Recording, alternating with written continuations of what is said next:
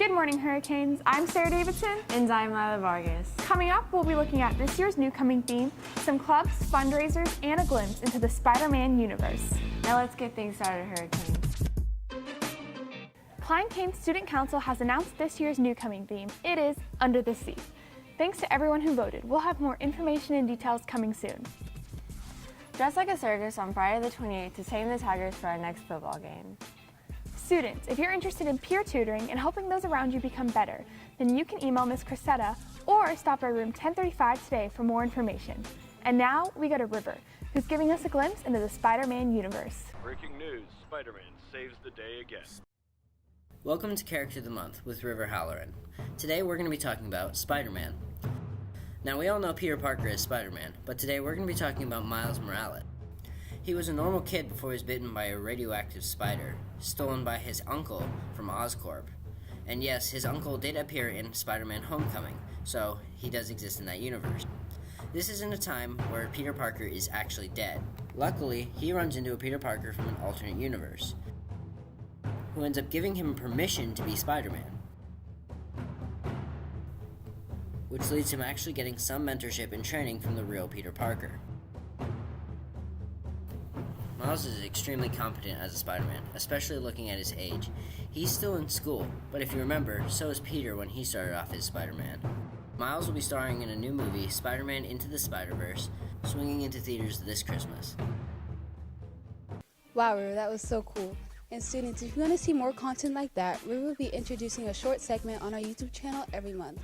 For the weather this week, it's mostly cloudy with some heavy showers coming in, and the temperature is rising to high 80s and dropping down to the low 70s. And now we go to Alfonso with sports. The Cain varsity football took on the Klein Bearcats Friday, September 21st at Klein Memorial Stadium. Sadly, the Hurricanes lost with the final score being 55-21. No worries though, boys. We'll get them next time and we'll fight harder.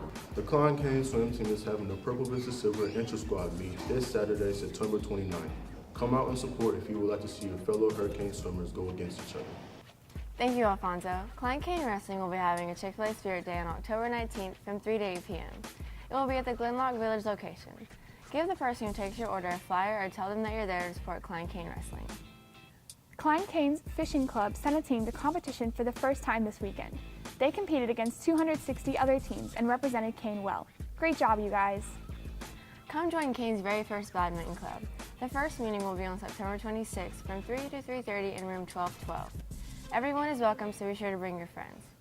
And now to Omni with a remote tribe in Brazil. A footage was released last week of an uncontacted Amazon tribe walking through an area surrounded by a jungle in the Havari River Valley region. One of the members of the tribe was seen carrying a spear or an arrow. FUNAI, a protection agency for the indigenous people, captured this footage some time ago last year to observe these tribes. This tribe has no record of having any contact with the outside world. Not only the name of the group is still unknown, but researchers only have guesses about their ethnicity.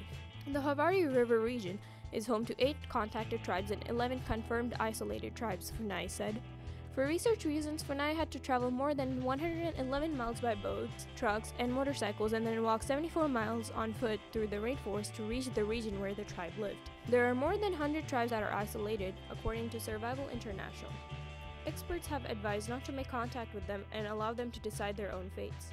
Forcing development on tribal people would bring more diseases that even the new healthcare would not be able to counter. Also, many tribespeople would like to maintain their traditional ways of life and see no appeal in changing them. Furthermore, past encounters with some tribes have also turned out disastrous for them, like for example, in 2017 when at least 10 members of an Amazon tribe were killed by a group of gold miners. If they wanted to make contact with the outside world, they would seek out ways to communicate with us, Bruno Pereira of FUNAI said. Thank you guys for listening. This is Lamidollar and you're watching Cain Live. Well, Hurricanes, that's all we have for you this week. I'm Sarah Davidson. And I'm Lila Vargas. We'll see you next week.